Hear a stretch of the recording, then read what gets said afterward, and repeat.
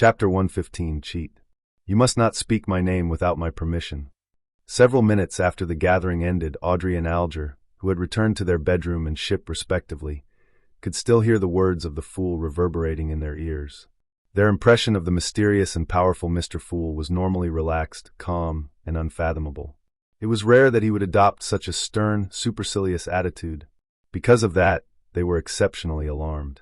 They submitted to his wishes sincerely. They were no strangers to words like that, but these instructions were normally recorded within the Revelation of Evernight or the Book of Storms. In the West Borough of Tingen City, on Daffodil Street, Klein pulled open the curtains and allowed the golden sunlight to pour into his bedroom. He had inspected the star that previously sent out a prayer after justice and the hanged man left, but didn't obtain any information this time round. Since the Crimson Star had the ability to store prayers, akin to sending offline messages, Klein believed that the youth who spoke Jotun hadn't prayed again from the last 2 times he entered the world above the giant. This made him suspect that there was no hope left for the youth's parents, and that the young man had chosen to give up. With his back facing the sunlight, Klein walked to the edge of his bed and laid down. He didn't want to move. He knew that he shouldn't waste any time and head to the divination club and continue the process of digesting the potion, but he didn't want to move. He laid silently on his bed, enjoying his rare break. He had a full schedule from Tuesday to Friday, mysticism lessons and practicals in the mornings, shooting and combat training in the afternoons. He was mentally exhausted by the time evening came around. There was no change in his morning routine on Saturday, but he had to guard Cheney's gate in the afternoon. He would have stayed underground until the dawn of Sunday. Sunday morning was time for Klein to catch up on sleep. In the afternoon, circumstances would determine if he went to the divination club. On Monday morning, he had just returned from Koei University in the morning and had the tarot gathering in the afternoon. He also had to think about the issue of acting as a seer. In other words, he had been busy the entire week with no time to rest. Thus, all Klein wanted to do was laze around, lying on his bed like a loser, not doing anything except daydreaming. No, how can a boss of a cult be so worthless? If Miss Justice and Mr. Hanged Man caught wind of this, their impression of me would shatter. Klein buried his face into his blanket and motivated himself. I have the formula for the clown potion. All I need to do now is fully digest the seer potion. I have the formula to the clown potion. All I need to do now is fully digest the seer potion. He muttered to himself repeatedly, and then propped himself up.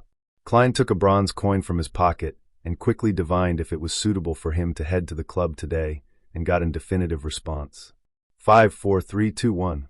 After the countdown, he forced himself to stand up straight and walked over to the clothes rack before picking out his suit and hat.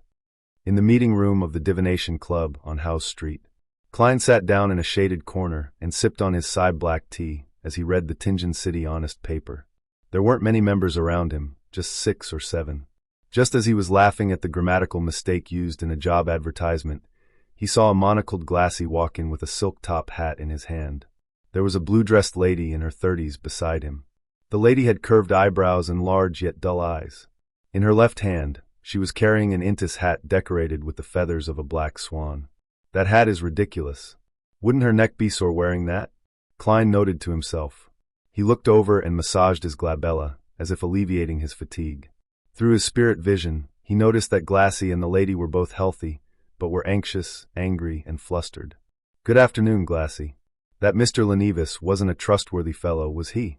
Klein asked with a smile, remaining seated. Glassy had asked him for a divination about investing in Lenevis's steel company. Glassy had obtained a negative suggestion. But noticing his indecisiveness, Klein believed that he had taken the risk anyway. Klein hoped the man hadn't invested everything he had. Thus, Klein immediately made the association and judgment when he saw the colors of his emotions. Glassy froze for a moment, then let out a bitter smile. "I truly regret not listening to the suggestion you divined for me. This is the second time I'm saying something like that. Let's hope, no. I believe that there will not be a third time."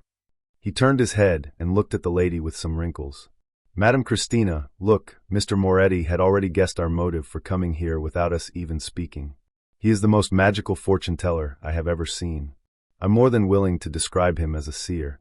Good afternoon, Mr. Moretti. We have come here precisely because of Lenevis." Christina gave a simple bow, clearly anxious and flustered.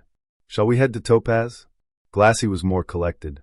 He pointed to the door of the meeting room with his chin. Klein laughed as he got up. This is the job of a fortune teller. He followed the path to the empty topaz room. Glassy locked the wooden door and walked to his seat while sighing. Lenivas has gone missing. He gave the excuse of going to the Civilhouse County to oversee the excavation and left Tingen, never to return. We sent someone to look for him via steam locomotive and discovered that the large-scale steel mine he spoke of only existed on the map. Luckily for me, I recalled your advice and only invested a third of what I initially intended to invest. Otherwise, I would have lost my family and my life. Klein's pupils were darker than usual when he looked at the two people in front of him. He asked, a little curious, before making such a major financial decision, wouldn't you choose a representative and ascertain if whatever he said was true at the Hornacis mountain range in the Civilhouse County? Christina responded quickly. Our representative was fooled by the people Lenivas employed, the place he rented, and the land that was fenced off. Klein didn't question them any further. He maintained his attitude of a seer and asked, What do you wish to divine today? We wish to see if this is salvageable or not, Christina said as she looked at Glassy.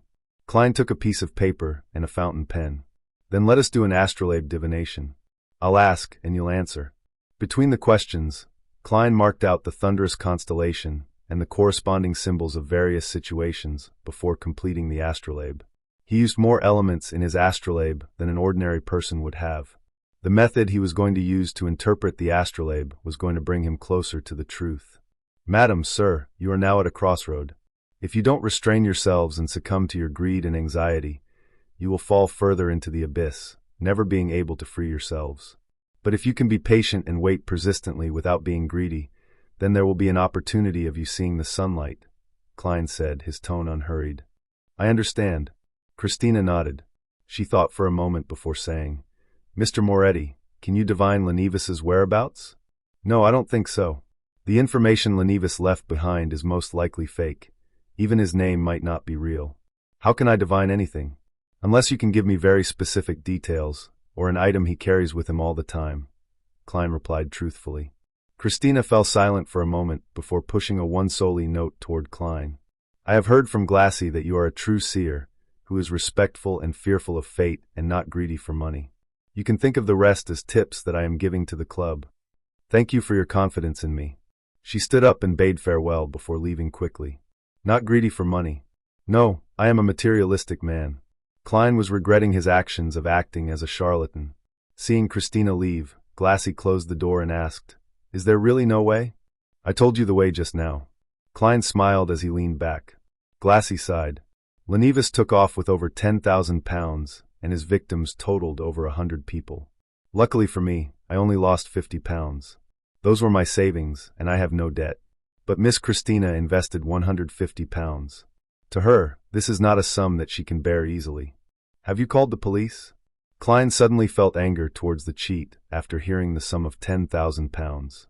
One could be considered rich, even in Backlund, with money like that. I don't know if the police would enlist the help of the Nighthawks, mandated punishers, or machinery hive mind for a simple case like this. Klein thought, a little distracted. Glassy nodded and said, We've already made a police report.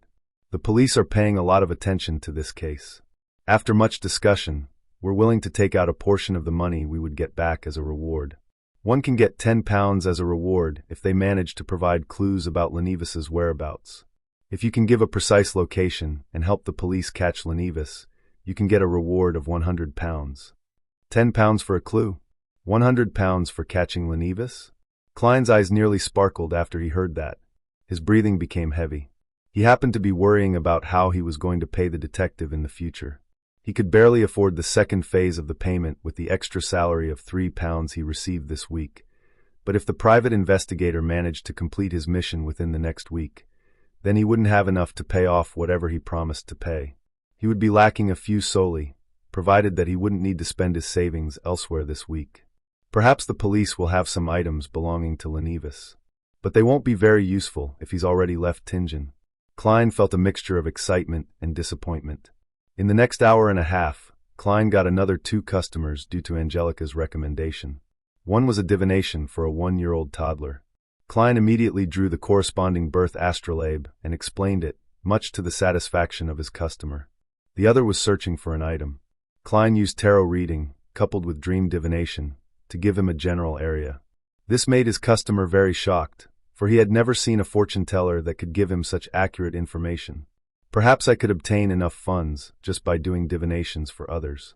Klein, who had received some tips, put on his hat, held his cane, and walked toward the exit of the club. At this moment, he saw Christina enter the club once again with a young girl wearing a sun hat beside her. Christina saw Klein and immediately approached him. She asked softly, "Mr. Moretti, you said that you could try divining Lenevis's whereabouts if there was something belonging to him?" "That is correct." Klein nodded.